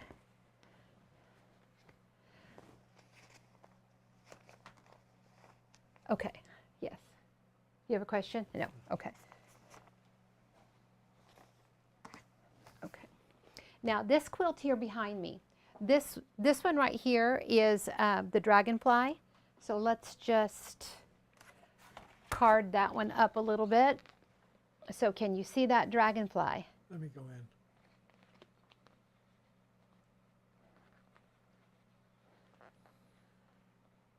You can see that Dragonfly, the 13 in the middle with the red wings. And of course this is, if you follow me, you know that with your pattern adapting you do, you decide how the quilt is set. This would be a 9 patch. There's 1, 2, 3. So it's 1, 2, 3, 1, 2, 3. So this one here in the corners all half square triangles. This one's a Dragonfly with an option 3. And then that corner is the same, and then an option 1 in the middle. So even you've learned today everything you need to know to do this one, Matilda. I think Matilda's really pretty. And I kept the colors the same here because we were teaching, and color really changes things, and I don't want people, first thing people see in a quilt is color, and so I kept the colors the same because I wasn't teaching color, I was teaching Dragonfly, and I wanted them just to see the shapes. So, but think about how you can do different colors without going out. It's just so pretty. So here in our Dragonfly, let's move back over here. This is our Dragonfly Lagoon. And I love how the Dragonflies just swarm through the quilt like they're over the top of a pond or a lagoon. So we did our stars, and the stars are the pinwheel, option 4, and then option 3, flying geese. Now, of course, in this flying goose, you can do what? You can do a bat, you can do a butterfly, you can do a dragonfly, anytime you have that rectangle shape. And then this one here, we did dragonflies in the corner and 2 together, and this block went horizontal, like this. And then we did a star in the middle, and we had to kind of go around the star again to get the star bigger. And we also wanted it to float in here. I didn't want the points of the star to get in here with the dragonflies. I really wanted them to stand on their own. And then this one here is 6 dragonflies, and they go out and then come back in.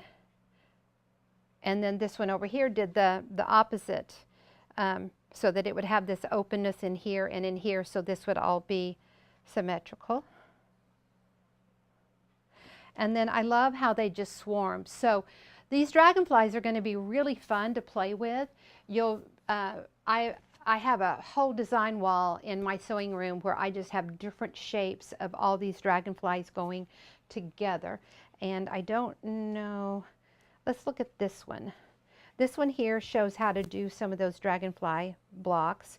So see, we have rectangle in the middle and then the little squares on the side, or rectangle depending on how you want it to go. So see, like those would do this. And it's kind of like that climbing geese where you just have squares or rectangles to separate them in between. And you can do them what I call a whole section in between, or look at this one where you do a half. So see how the wingtip matches up with the nose there, and then they get really really curvy going, create all of this motion and movement. With them.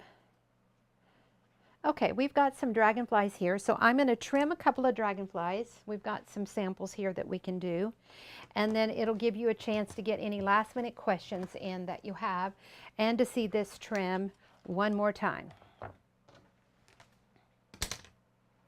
Okay, so we're going to trim, leaving that 4th. Now this one's kind of crazy. I think he got on the windshield of somebody's car. He's a little messed up. Okay, so there's our 90 right in that corner. We're going to trim those off. And then on the tip, we're just going to line a line up, keep it square, make it nice and sharp. and go to the opposite side. Now I don't like my ruler to be right at the end where I'm going to cut. I like to have it ruler extra after the fabric. I think it just makes for a neater, cleaner.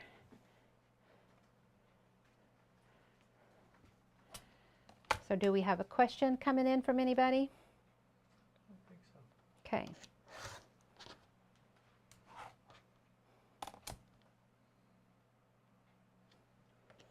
So my suggestion is for you to go in and make some of these just out of your scraps, get the hang of what you're doing, and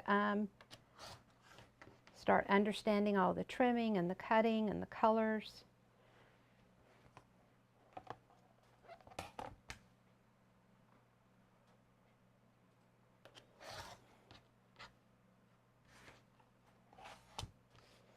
And if it's easier for you to remember what you're doing, then, you know, take your stack of, let's say, 12 dragonflies that you have, and just go in and do the top of them. So that would be the top, just like that. And set it aside, grab the next one. That way you can just be repetitive with your motion and not have to move the ruler around and think about it and all that.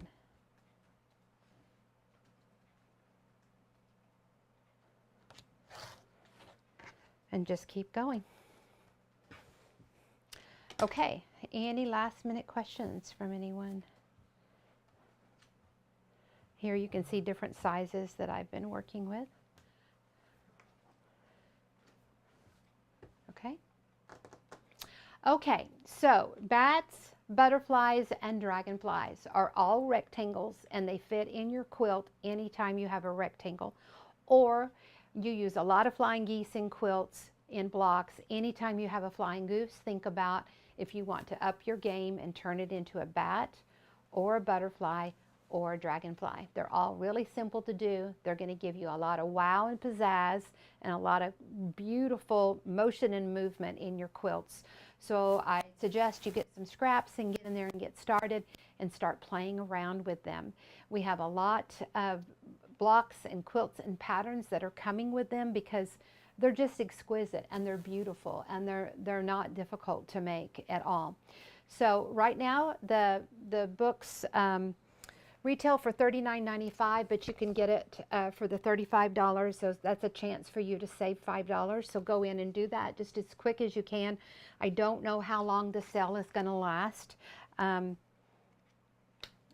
just don't know. So get in there and do it just as fast as you can. It has about 75 pages.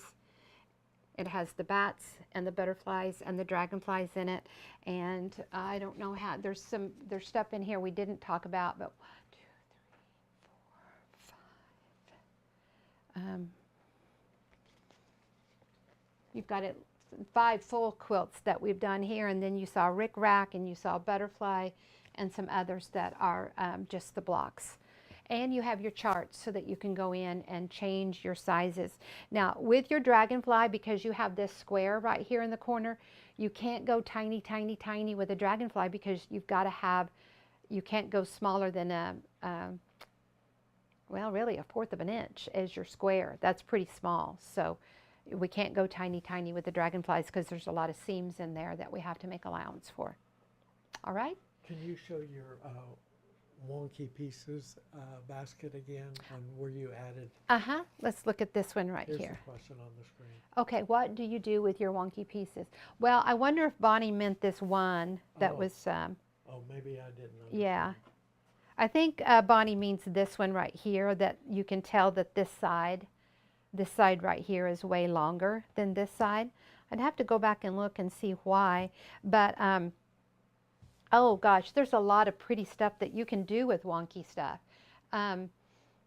There's a lot, I don't know if you do Pinterest or anything like that, but there's a lot of stuff that I see out there in the social media world where even like with a star, you have like this wing would go here and this other one would go out here like this.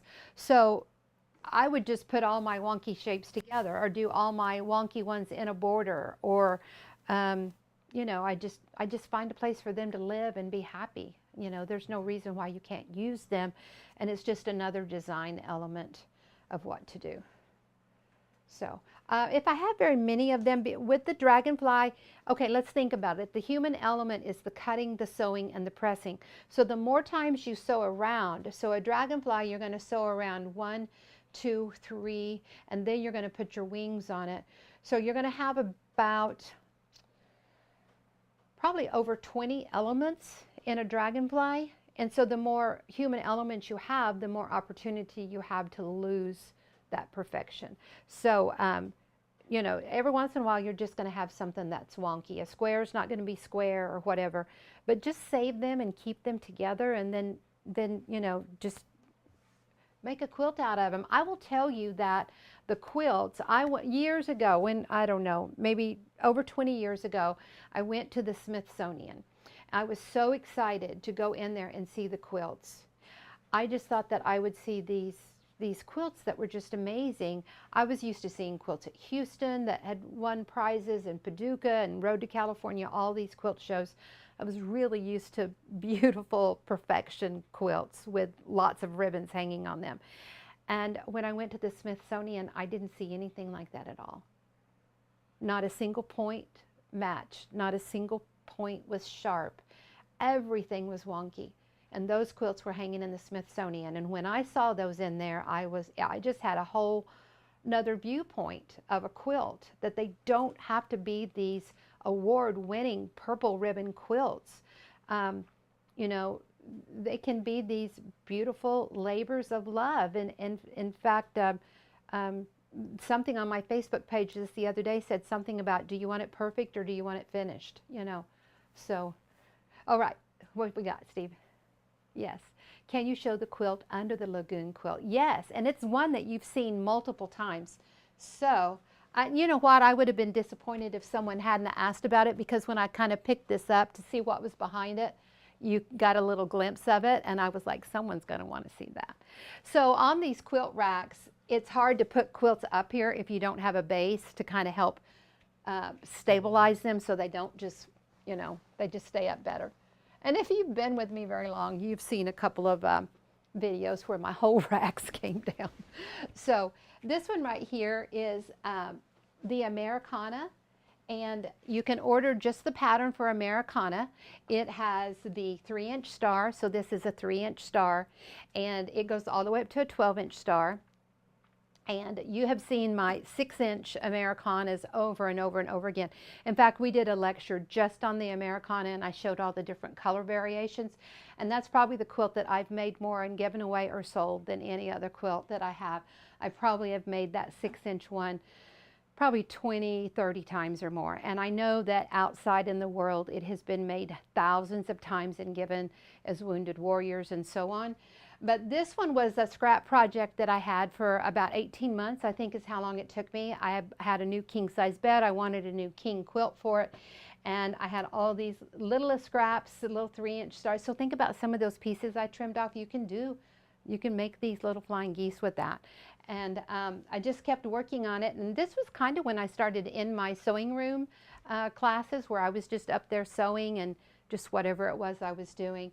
And I kept taking it and putting it on the bed and putting it on the bed, checking the size and everything. But I should have made it one more row wider to hang down on the side of my bed the way I wanted to, even though it's big. But I will warn you, when you make a miniature like this, and I think these were 1 1/4, maybe, these little strips. So that means it sews down to 3/4 of an inch. So I have as much fabric on the back of this quilt that's inside now, because it's quilted, as I do on the top. So when you're working with little pieces, it's like your quilt top and then your seam allowances and then your batting and your back. So you have, it's like 2 quilt tops because of that seam allowance on the back. It's so close together. You know, like over on Prairie, that block is like 4 inches. So it's 4 inches, but then you've got a little 1/4 of an inch seam allowance. Well, here the seam allowances are touching just about because it's so small, is what I'm trying to say. So these quilts get really heavy. So This is a king quilt, so that means it's big and heavy anyway, and then for it to be a miniature is it's really heavy. So I only need it in the winter on my bed in Texas. All right, did we have another? Can you show that book up close?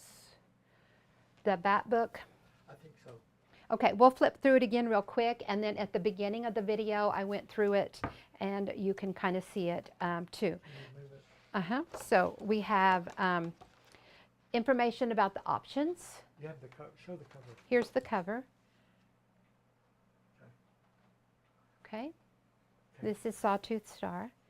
And then it has the getting started of learning the winged creatures, your charts, your basic square option 1, flying geese 3, 4, 8, which is bats, 10 is butterflies, 13 is your dragonfly, and then it starts in with your pattern. So you have your carnival star, pictures are colorful, words are big, with all your information on cutting for that quilt. We always give you information about anything you need to know about the quilt, and then it has your colors and what you need to cut and how many, and then your winter solstice, your rickrack, your butterfly star, your prairie butterfly. And this one, with the prairie butterfly, the way that we do our sashing on here, this is the first time in any book that I've laid it out like this, and I really think that it will help you learn how to do sashing the way that we do, which just makes it just sew together so easy. Your Matilda, the dragonfly, her sister Penelope, and then we've got our Dragonfly Lagoon.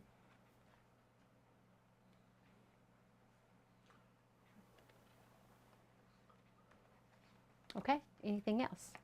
Your star. What size are the middle squares in the star? Oh, In the little Susie, it's the 3-inch. This is a 3-inch star. So what would that be? I don't know. I can't do that. That's a fraction and a small. Thinking about seam allowances and everything. It's a But 3-inch on the. the total star is 3 inches, and this sewn looks like it's about 1 1/4. It's about 1 1/4 sewn on there. And it's in your pattern Americana. She what? 2-inch center square? No, What are you doing? no. I was measuring the whole star. It is a 3-inch star. Okay. Okay, all right. Anything else? I think we're good. Okay, we will see you. We're going to take a quick break from our webinars. We will be back on, I think, the 28th. It's on your sheet, and make sure you sign up with your emails so that you can get that information. So we will be back on Monday, July the 28th at 2 o'clock, and we'll be doing Midnight Orchid, and we do have a few kits for that, but not very many. Are there kits for what you mentioned today? There's kits for everything that you saw today except Prairie Butterfly. Okay. But I don't think I have a kit for this one on the website, but we can do one. These are all of my fabrics. We have Dragonfly, Carnival Star, Winter Solstice, Dragonfly Lagoon, Carnival Star. And if you'll go to squareandsquare.com and just put kits in the search bar, it will take you right there and you can see all of them. Okay? All right, you can become the piecer you've always dreamed of. Just learn how to do the square and a square and you'll be there. Like the lady said at the very beginning, it's the only system in the quilt world that's precise and just has everything all together. So come and learn it. We're here for you. No reason to get stuck or in a corner. Just text on that hotline or email and we'll get you going down that patchwork path. See you for now.